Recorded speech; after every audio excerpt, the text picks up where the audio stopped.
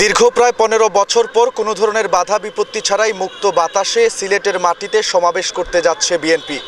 আগামীকাল তারা এই বিশাল সমাবেশটি অনুষ্ঠিত করবে সিলেটের আলিয়া মাদ্রাসা মাঠে। ইতিমধ্যেই আমার পেছনে দেখতে পাচ্ছেন সিলেটের আলিয়া মাদ্রাসা মাঠে বিএনপির সমাবেশকে ঘিরে মঞ্চ প্রস্তুত করা হয়েছে আলিয়া মাদ্রাসার মাঠকে।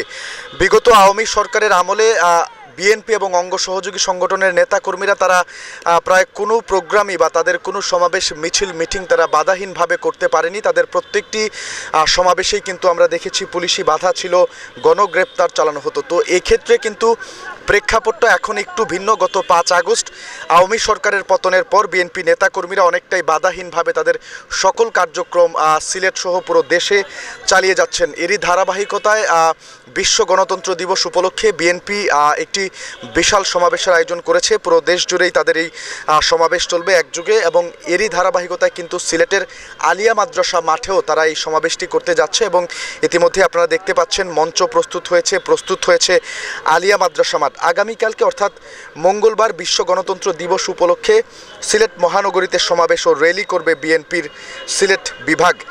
আর এই দিন কিন্তু বিকেল 2টার দিকে সিলেট শহরে বিশাল র্যালি করে বড় সমাবেশ অনুষ্ঠিত হবে। এবং ইতিমধ্যেই সমাবেশকে ঘিরে আলিয়া মাদ্রাসার মাঠকে প্রস্তুত করা হয়েছে। মাঠের ঠিক মাঝখানে প্রস্তুত করা হয়েছে বিশাল মঞ্চ।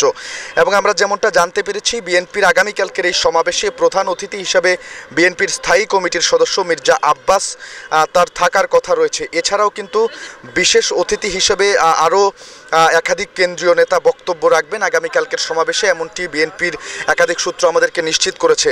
আগামীকালকের যে সমাবেশ এটি কিন্তু অত্যন্ত গুরুত্বপূর্ণ বিএনপির জন্য, যেমনটি বলছেন সিলেট বিএনপির একাধিক নেতাকর্মীরা। এবং দলীয় সূত্র আমাদেরকে আরও যেমনটা জানিয়েছে, প্রায় 15 বছর পর সিলেটে বিএনপি বড় আকাশে মুক্ত বাতাসে সমাবেশ করতে যাচ্ছে। আওয়ামী লীগ সরকারের ক্ষমতা খালে বিএনপির প্রতিটি আয়োজনে কিন্তু আমরা দেখেছি নানাভাবে বাধা দিত আইনশৃঙ্খলা রক্ষাকারী বাহিনীর সদস্যরা, চালানো হতো গণগ্রেপ্তার। তবে এইবারের প্রেক্ষাপট কিন্তু একেবারেই ভিন্ন, সম্পূর্ণ বাধাহীন এইবারের কর্মসূচি পালন করছে দলটি। তাই নেতাকর্মীদের মধ্যে আগামীকালকের যে বিএনপির সমাবেশ রয়েছে সেটি ঘিরে বেশ উচ্ছ্বাস কাজ করছে, তারা বেশ উচ্ছ্বসিত। এবং ইতিমধ্যেই কর্মসূচিকে ঘিরে ব্যাপক প্রস্তুতি নিয়েছে সিলেট জেলা ও মহানগর বিএনপি এবং তাদের অঙ্গ সহযোগী সংগঠনগুলো। এবং একই সাথে এই সমাবেশে কর্মীদের বড় জমায়েত ঘটাতে চায় এই দলটি অর্থাৎ বিএনপি। এই ব্যাপারে সিলেট জেলা বিএনপির সভাপতি আব্দুল কাইয়ুম চৌধুরী, তার সঙ্গেও আমাদের কথা হয়েছে। তিনি যেমনটা জানিয়েছেন, এই র্যালি এবং সমাবেশ তারা অত্যন্ত গুরুত্ব দিয়ে সফল করতে কাজ করছেন এবং তারা ধারণা করছেন যে আগামীকালকের সমাবেশে 30 থেকে 35 হাজার মানুষের সমাগম হবে এবং তাদের সকল প্রস্তুতি ইতিমধ্যেই শেষ হয়েছে। এছাড়াও কিন্তু তিনি যেমনটা জানিয়েছেন, সমাবেশ এবং র্যালিতে গত সরকারের আমলে গুম, খুন এবং নির্যাতনের শিকার ব্যক্তিদের ছবি এবং প্লে কার্ড প্রদর্শন করা হবে। বিশ্ব গণতন্ত্র দিবস উপলক্ষে সিলেট বিভাগ বিএনপি আয়োজিত মঙ্গলবারের এই র্যালি এবং সমাবেশ সফলের আহ্বান জানিয়েছেন সিলেট মহানগর এবং জেলার নেতৃবৃন্দ।